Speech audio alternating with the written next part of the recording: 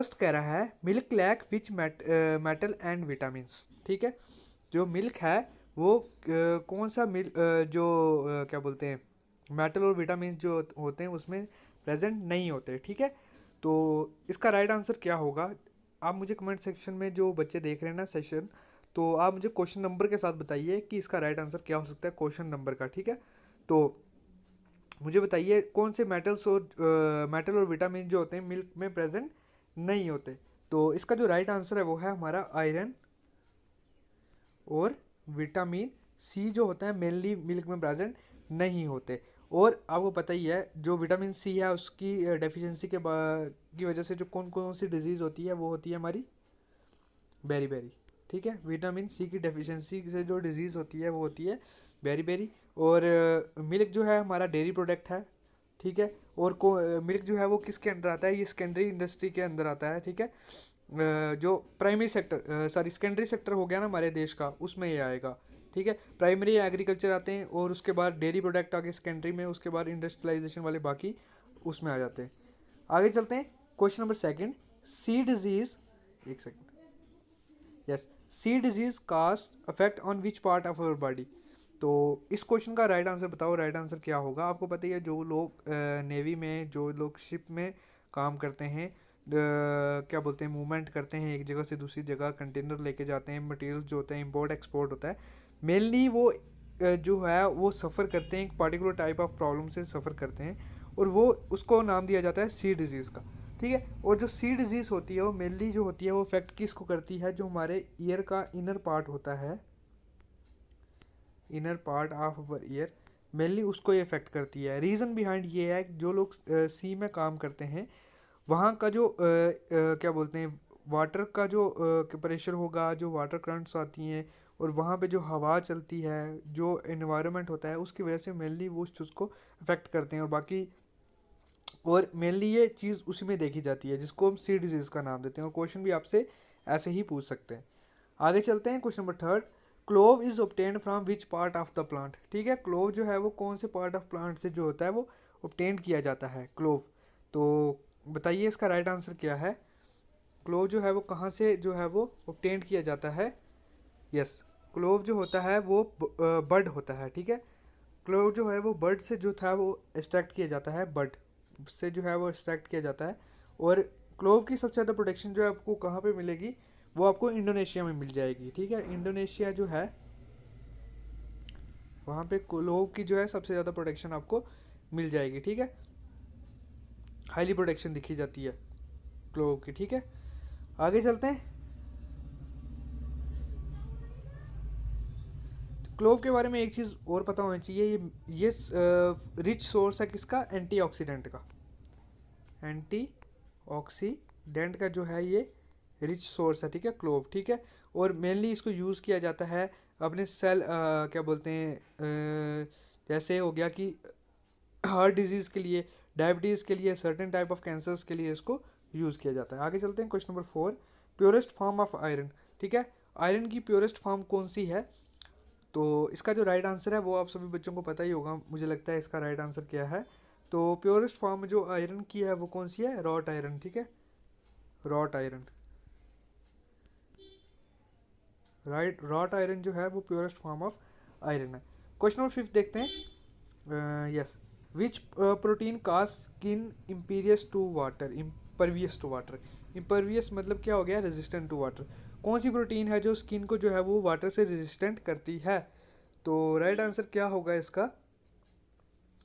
तो बताइए इसका राइट आंसर क्या है? विच प्रोटीन का स्किन इम्परवियस टू वाटर। तो इसका जो राइट आंसर है वो है केराटिन प्रोटीन। ठीक है, केराटिन प्रोटीन आपको पता है वेरी वेरी इंपॉर्टेंट प्रोटीन, जो आपके हेयर में, आपके नेल्स में प्रेजेंट होती है।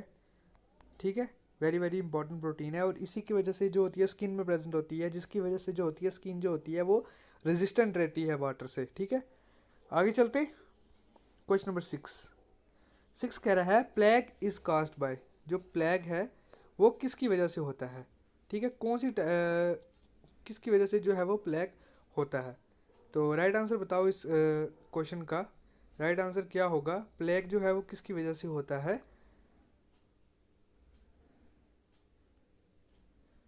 तो ये एक बैक्टीरियल डिजीज़ है, ये एक बैक्टीरियल डिजीज़ है जो किसकी वजह से होती है, यर्सीनिया पेस्टिस की वजह से। प्लेग जो होता है वो काज होता है, ठीक है, ये आपको पता होना चाहिए। मेनली पूछा जाता है कि कौन सी डिजीज़ जो है वो बैक्टीरियल डिजीज़ है, ठीक है, बैक्टीरिया की वजह से होती है, वायरस की वजह से होती है, या फंगल डिजीज़ है। तो ये भी उसी टाइप का क्वेश्चन है कि प्लेग जो है वो कौन सी किसकी वजह से होता है, तो ये हमारे बैक्टीरियल डिजीज़ है। आगे देखते हैं, tuberculosis is caused bye, tuberculosis जो होता है वो किसकी वजह से होता है, तो ये भी एक जो है वो बैक्टीरियल डिजीज़ है, ट्यूबरक्लोसिस बैक्टीरियल डिजीज़ है ट्यूबरक्लोसिस, जो किसकी वजह से होता है, वो होता है माइकोबैक्टीरियम ट्यूबरकुले की वजह से, माइकोबैक्टीरियम ट्यूबरकुले की वजह से। और कई बार ऐसा देखा जाता है, ये जो ट्यूबरक्लोसिस होता है ना, कई बार ये एनिमल्स में चले जाता है, एनिमल्स में चल जाता है, जो हमारे क्या बोलते हैं, दूध देने वाले एनिमल्स हो गए, जैसे हमारी गाय होगी, बफेलो हो गए, तो उनमें ये चले जाएगा। और इसकी वजह से क्या होता है कि ये ह्यूमंस में भी ट्रांसमिट होता है। और इसी चीज़ को जो है वो इसको किल करने के लिए जो है वो मेनली जो कहा जाता है कि जो दूध को जो है वो पर्टिकुलर टेम्परेचर तक जो है वो बॉईल किया जाए, पॉस्चराइज किया जाए दूध को। और जो पॉस्चराइजेशन का कंसेप्ट जो है वो किसने दिया था, लुइस पॉस्चर ने, लुइस पॉस्चर द्वारा जो है वो कंसेप्ट दिया गया था पॉस्चराइजेशन का, वो इसी चीज़ को ध्यान में रखते हुए। आगे देखते हैं, question number 8, which UV is most dangerous. आपको बताइए यूवी रेडिएशन जो होती हैं वो बहुत डेंजरस होती हैं हमारी ह्यूमंस के लिए। तो पूछा गया है कि कौन सी यूवी है जो बहुत सी डेंजरस होती है। यूवी देखो बहुत टाइप की होती है, यूवी वी हो, यूवी ए होती है, यूवी बी होती है, यूवी सी होती है, ठीक है। तो कौन सी यूवी जो होती है वो बहुत सबसे ज़्यादा डेंजरस होती है, तो यूवी जो यूवी सी होती है ना, UV C, it is the most dangerous rays होती हैं, ठीक है, यूवी सी की सबसे ज़्यादा डेंजरस रेज होती हैं। आगे देखते हैं question number 9, UV A cause which affect to human body. UV A की वजह से स्किन में जो है वो कौन सा अफेक्ट होता है बॉडी में, तो यूवी ए की वजह से जो हमारी बॉडी में इफेक्ट देखा जाता है वो होता है कौन सा, स्किन एजिंग होती है। स्किन एजिंग का जो होती है, एजिंग है वो किसकी वजह से होती है, वो मेनली होती है यूवी ए की वजह से, ठीक है। और क्वेश्चन भी ऐसा पूछा जा सकता है कि यूवी ए की वजह से क्या होता है, यूवी सी जो है वो डेंजरस है कि नहीं, सबसे ज़्यादा डेंजरस कौन सी है। यस, आगे चलते हैं, question number 10, UV B cause which effect to human body. तो यूवी बी जो है वो कौन सा इफेक्ट जो होती है हमारे बॉडी में, जिसकी वजह से कौन सा इफेक्ट होता है, तो यूवी बी की वजह से क्या होगा, मेनली आपको देखा जाएगा क्या, स्किन बर्न होगा, स्किन बर्न होगा। उसके बाद जो है वो कैटरैक्ट की प्रॉब्लम,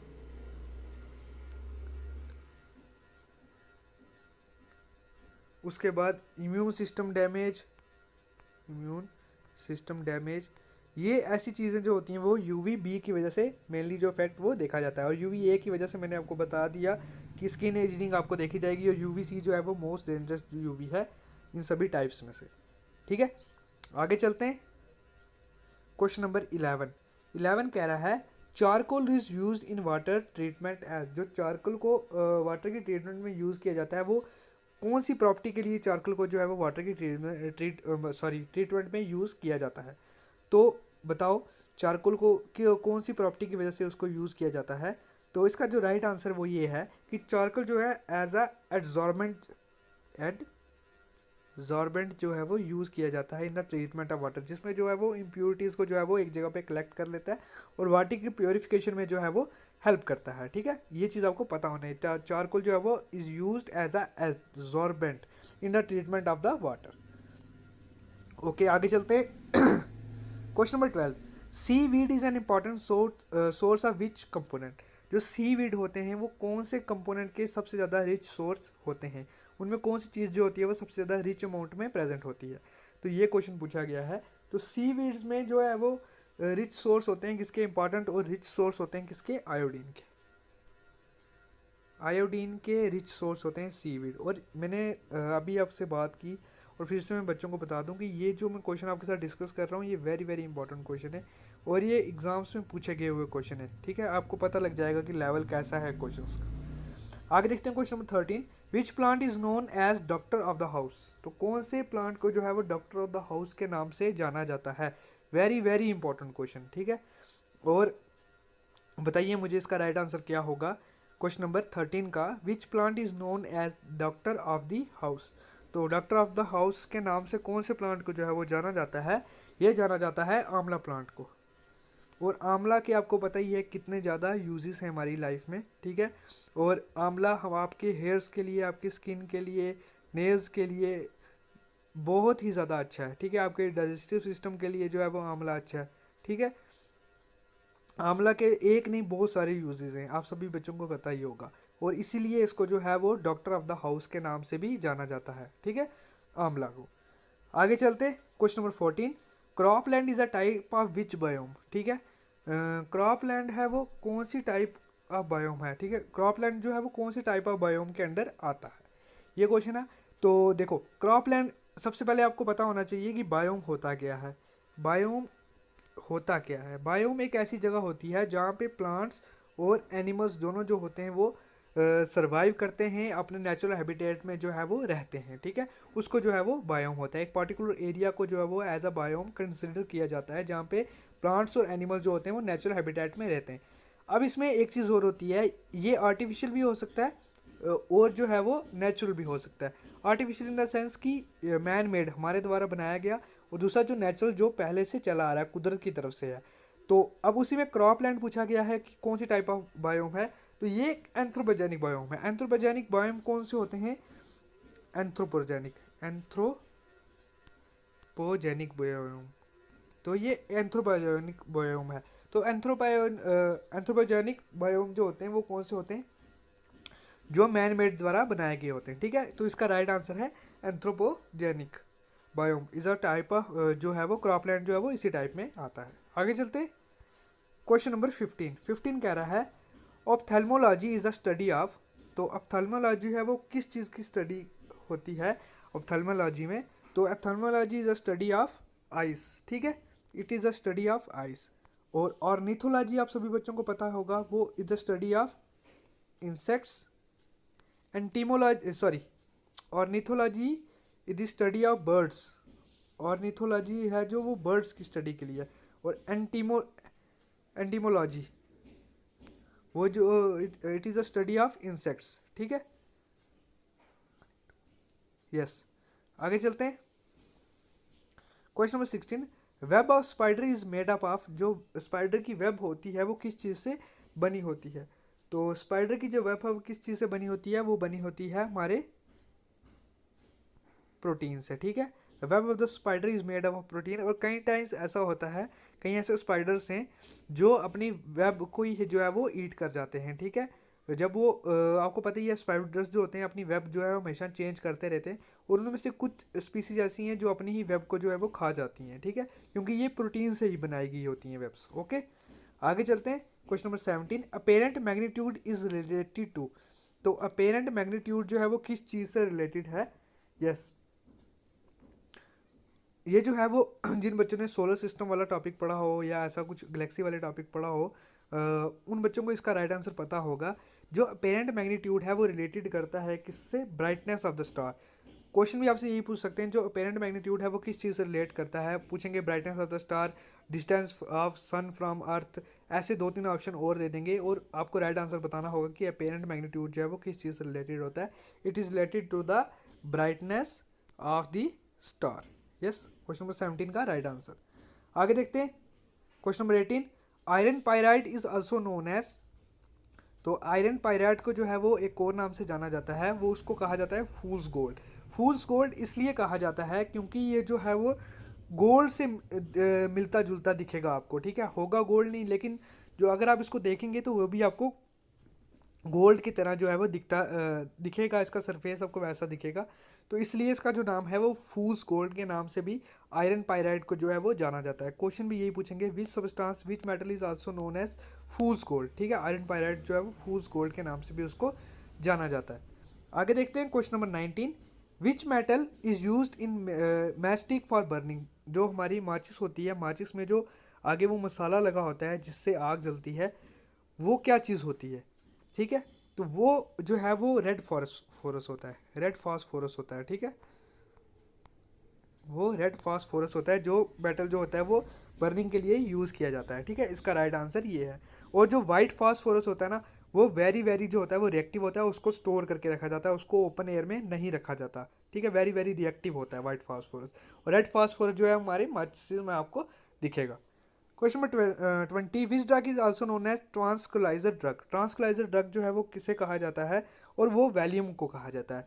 ऑप्शन में अगर वैलियम आपको दिया हुआ है ना, तो उसका आप वैलियम को टिक कर देंगे कि कौन सा ड्रग, इनमें से कौन सा ड्रग जो है जो ट्रांसक्युलाइजर ड्रग है।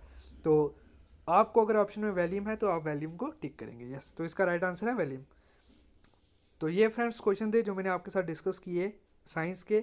आप सभी को सेशन अच्छा लगा होगा, तो चैनल को सब्सक्राइब करो, ज़्यादा से ज़्यादा वीडियो को लाइक करो, वीडियो को शेयर करो, और कोई भी अगर आपको क्वेरी रहती है तो आप मुझे कमेंट सेक्शन में पूछ सकते हैं।